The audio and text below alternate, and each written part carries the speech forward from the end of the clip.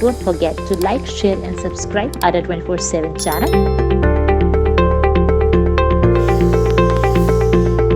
Also download Ada 24/7 app.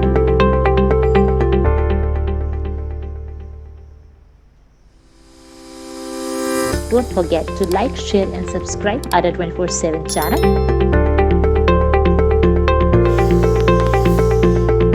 Also download Ada 24/7 app.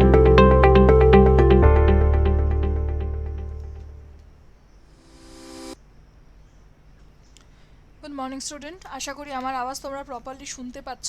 তাও আমি তোমাদের কাছ থেকে একবার জিজ্ঞাসা করে নেব যে তোমরা আমার আওয়াজ প্রপারলি শুনতে পাচ্ছ কি না। আমি আমাদের ক্লাস শুরু হওয়ার আগে কিছু ইনফরমেশন তোমাদের বলতে চলেছি। যেরকম কলকাতা পুলিশের ভ্যাকেন্সি রিলিজ হওয়ার কথা আছে, সেই রকমও কিন্তু গ্রুপ সি এবং গ্রুপ ডি স্কুলের যে ক্লারিক্যাল বা বলতে পারো নন টেকনিক্যাল পোস্টের, সেটারও কিন্তু ভ্যাকেন্সি রিলিজ হওয়ার জল্পনা কল্পনা চলছে। তো তোমরা পড়তে থাকো। আর তার সাথে সাথে আমরা বলে দিই, যারা তোমাদের পুলিশের জন্য প্রিপারেশন নিচ্ছ, প্লিজ আরেকটুখানি তোমরা যদি ডিপে পড়ো তাহলে ডেফিনেটলি সিপিও মানে সেন্ট্রাল পুলিশের পরীক্ষাও কিন্তু তোমরা দিতে পারবে, রাইট? তো অতি অবশ্যই কিন্তু তোমরা এই সবগুলো একত্রে দেখার চেষ্টা করো, সেটা খুব ভালো হয়। তো চলো আজকে আমরা আবার স্ট্যাটিক জিকের কিছু কোয়েশ্চেন আনসার সলভ করব। আর তার আগে আমি তোমাদের বলে দিই, আমাদের কাছে দুটো ব্যাচ আছে। একটা হচ্ছে এসআই এর জন্য যে আছে সেটা হচ্ছে ডাবল স্টার, আর একটা হচ্ছে কনস্টেবলের লেভেলের ব্যাচ, সেটা আমাদের কি, সেটা হয়ে যাচ্ছে মিশন খাকি। তো তোমরা আমাকে বলো কি চাইছো, খাকি উর্দি নাকি তার থেকে আরেকটুখানি বেশি, সেটা হচ্ছে ডাবল স্টার? কমেন্ট সেকশনে অতি অবশ্যই কিন্তু জানিও। তার সাথে সাথে তোমাদের যেটা করতে হবে, এই দুটো যে ব্যাচ আছে, তোমরা যদি পেড ব্যাচ নিতে চাও তাহলে সেখানে তুমি যে দামটা আছে সেখানের উপর ফ্ল্যাট 77% অফ পেয়ে যাবে যদি এই কোডটা ইউজ করো, Y266 কোড। কোন code? Y266. So don't forget about this code Y266. This gives you the highest discount ever, right? এই ডিসকাউন্টটা কিন্তু তোমরা অ্যাভেল করতে ভুলো না। Y266 এই কোডটা ওখানে লিখবে। কিভাবে লিখবে? আড্ডা 247 থেকে যখন ব্যাচটা কিনছো, যেখানে দাম লেখা আছে তার ওপরেই দেখবে অফার অ্যাভেলেবেল বলে একটা লেখা থাকে। তো সেই অফার অ্যাভেলেবেলে গিয়ে তোমাকে Y266 এই লেখাটা কিন্তু কি করতে হবে, লিখে দিতে হবে। ঠিক আছে, চলো এবার আমরা চলে এসেছি আমাদের প্রথম প্রশ্নে। এবং ভুলবশত একটু গন্ডগোল হয়েছে, সেটা হয়েছে এখানে অপশনসগুলো দেওয়াই আছে। ঠিক, অপশনসগুলো দেওয়াই আছে। তো জাস্ট ওয়েট আ সেকেন্ড, আমি ফটাফট এটার একটুখানি এডিটিংটা দেখে নিই। ঠিক, 2 মিনিটের সময় লাগবে, বেশি সময় লাগবে না, 2 মিনিটও লাগবে না basically.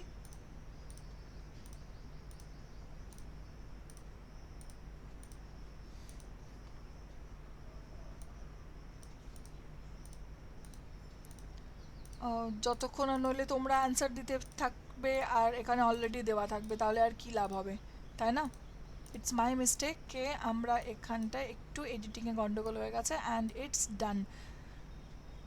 Thank you for the waiting. And আমরা চলে এসেছি আমাদের প্রথম প্রশ্নে। চলো এবার দেখে নাও।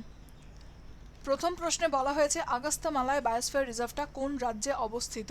আগস্ত্যমালায়, one of the famous questions ever, প্রচুর ইম্পর্টেন্ট এটা। এই ধরনের বায়োস্ফিয়ার রিজার্ভগুলোর কথা জিজ্ঞেস করা হয়। বায়োস্ফিয়ার বলতে কি বোঝো? বায়োস্ফিয়ার বলতে যেখানেই তোমার ফ্লোরা এবং ফৌনা আছে, মানে জীবন আছে। ঠিক কীরকমের, মানে এইটা হয়ে যাচ্ছে আমাদের ল্যান্ড, ঠিক এইটা হয়ে যাচ্ছে আমাদের জল, রাইট? আর তার সাথে এটা হয়ে যাচ্ছে আমাদের আকাশ, সূর্য, চাঁদ, তারা সব কিছুই এখানে আছে, ছোটোবেলায় যেরকমভাবে আঁকতাম। ঠিক আছে, এখানেও আমাদের পাখি কী হচ্ছে, উড়ে যাচ্ছে। এইখানে আমাদের কি আছে, উদ্ভিদ আছে। এখানেই মানুষটা কি হয়েছে, বসে আছে। এইখানে কি আছে, মাছ আছে, রাইট? তাহলে দেখো সেই হিসাবে তুমি যদি দেখো, কি দেখতে পাচ্ছ, ফ্লোরা ফনা সবেতেই আছে। যেখানেই আমাদের জীব আছে, পুরো এন্টায়ার সিস্টেমটাকে আমরা কি বলি, আমরা বলি বায়োস্ফিয়ার। আর এইগুলোকে প্রোটেক্ট করার দায়িত্ব আমাদের, তাই বায়োস্ফিয়ার রিজার্ভ আছে।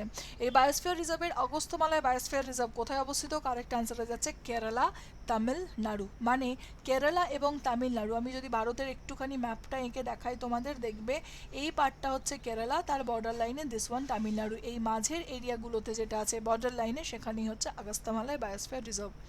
মিশমি তাকিন খুব ফেমাস, মিশমি তাকিন। ইভেন মিশমি বলে কিন্তু একটি কি আছে, মিশমি বলে একটি পাহাড়ও আছে।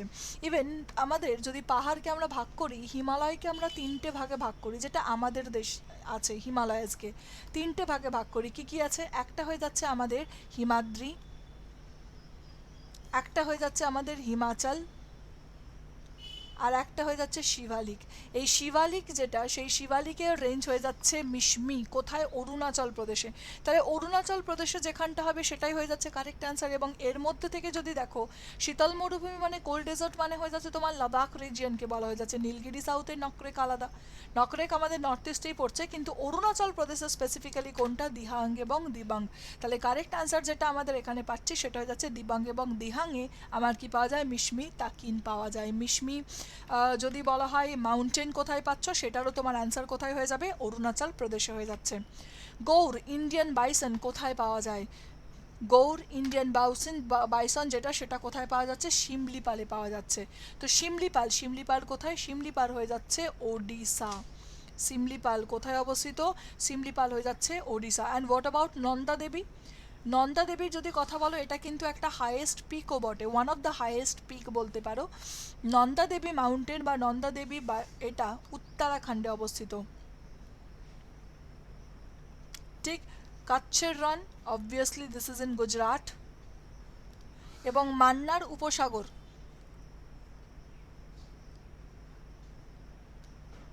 মান্নার উপসাগর কোথায়? গালফ অফ মান্নার যেটাকে বলা হয়, দ্যাট ইজ ইন ইন্ডিয়ান ওশিয়ানের দিকে যদি দাও, নিচের দিকে গালফ অফ মান্নার সেইখানে পাচ্ছ, মানে হয়ে যাচ্ছে বলতে গেলে তামিলনাড়ুর পাটে। এই যে আমি যদি একটুখানি এঁকে দেখাই, এই পোর্শনটাই তোমার থাকছে গালফ অফ মান্নার। ঠিক। বাইসন কোথায় পাওয়া যাচ্ছে? শিমলিপাল। শিমলিপাল রিসেন্টলি খুব নিউজের মধ্যে ছিল, কারণ এখানে কি লেগেছিল? বুশ ফায়ার যেটাকে বলে, সেটা কিন্তু হয়েছিল। কোয়েশ্চেন্সটা আছে, আর উত্তরটা এখানে কি হয়ে গেছে? দেওয়া আছে। যাই হোক, নিচের কোনটি ভারতের শীতলতম স্থান? কারেক্ট অ্যান্সার হয়ে যাচ্ছে দ্রাস। কোনটি শীতলতম স্থান? সেটি হচ্ছে দ্রাস। 90 ইস্ট রিজ কোথায় অবস্থিত? মানে 90 ইস্ট রিজ যেটাকে আমরা বলছি, 90 ইস্ট রিজ যেটাকে বলছি, সেটি কোথায় অবস্থিত? ভারত মহাসাগর, আটলান্টিক মহাসাগর, উত্তর মহাসাগর, প্রশান্ত মহাসাগর। এবং সঠিক উত্তর হয়ে যাচ্ছে আমাদের ভারত মহাসাগরে এটি অবস্থিত। রাইজিং সানল্যান্ড কাকে বলা হয়? রাইজিং সানল্যান্ড আমাদের কাকে বলা হয়? একদম জলের মতো সোজা প্রশ্ন, সেটা হয়েছে জাপানকে বলা হয়। ঠিক। জাতীয় দূষণ নিয়ন্ত্রণ দিবস কোন তারিখে পালন করা হয়? দূষণ নিয়ন্ত্রণ দিবস আমাদের পালন করা হচ্ছে 2রা ডিসেম্বর। কবে সেলিব্রেট করা হচ্ছে? 2রা ডিসেম্বর। শান্তি স্বরূপ ভটনাগর পুরস্কার কিসের জন্য দেওয়া হয়? কারেক্ট আনসার হয়ে যাচ্ছে বিজ্ঞান এবং প্রযুক্তির জন্য এটিকে দেওয়া হয়। আচ্ছা, এখান থেকে তোমরা একটা হোমওয়ার্ক লিখে নাও, আমি পরপর লিখে দিচ্ছি। সেই হোমওয়ার্কটা প্লিজ তোমরা এটাকে অতি অবশ্যই কমেন্ট সেকশনে জানাবে। প্রথম পার্ট, সেটা হচ্ছে ফিল্মের জন্য যে অ্যাওয়ার্ড, একটা খুব ফেমাস অ্যাওয়ার্ড আমাদের এখানে দেওয়া হয়, তার নাম দেবে। ঠিক, তার নেম, এবং সেই অ্যাওয়ার্ডটি কত সালে এসেছিল সেটাই আমি দেখব কত রকমের ভ্যারাইটি টাইপ অফ অ্যাওয়ার্ড তোমরা এখানে জানো। পিস মানে শান্তির জন্য কোন অ্যাওয়ার্ড দেওয়া হয় সেইটা যেরকম লিখবে, তার সাথে সাথে তোমাকে লিখতে হবে যে এই তুমি যে অ্যাওয়ার্ডটা বলছো, পিসের জন্য অনেক কটা অ্যাওয়ার্ড দেওয়া হয়, তুমি যে অ্যাওয়ার্ডটার কথা বলছো সেই অ্যাওয়ার্ডটা কত সালে কনস্টিটিউট করা হয়েছিল বা আনা হয়েছিল। এবং সিমিলারভাবে তোমরা যেটা দেবে, এটা 2 নাম্বার, সিমিলারভাবে তোমরা যেটা দেবে সেটা হচ্ছে সাহিত্যের জন্য, লিটারেচারের জন্য কোন পুরস্কার দেওয়া হয় তোমার জানা আছে সেইটা জানাবে। এটা হয়ে যাচ্ছে আমাদের অপশন 1, আর এটা হয়ে যাচ্ছে আমাদের অপশন 2। এখানেও তোমাকে লিখতে হবে তুমি যেটা লিখছো তার ইয়ার সম্পর্কে লিখবে। তো এই তিনটে তোমাদের রইল কি হোমওয়ার্ক, যেখানে শান্তি স্বরূপ ভটনাগর পুরস্কারের কথা বলা হচ্ছে। ফিল্ম, শান্তি এবং সাহিত্য ছাড়া বিজ্ঞান প্রযুক্তিতে বেসিক্যালি এই শান্তি স্বরূপ ভটনাগর দেওয়া হয়। এখানে বিজ্ঞানের যদি কথা বলা হয়, আমাদের দেশে ন্যাশনাল সায়েন্স ডে সম্পর্কেও জিজ্ঞাসা করা হয়। তাহলে ন্যাশনাল সায়েন্স ডে হিসাবে আমরা কবে সেলিব্রেট করি? যেদিনকে রামন এফেক্ট আবিষ্কার হয়েছিল সেটি কবে? সেটা হয়ে যাচ্ছে 28 ফেব্রুয়ারি। ন্যাশনাল সায়েন্স ডে আমরা কবে সেলিব্রেট করি? 28 ফেব্রুয়ারি।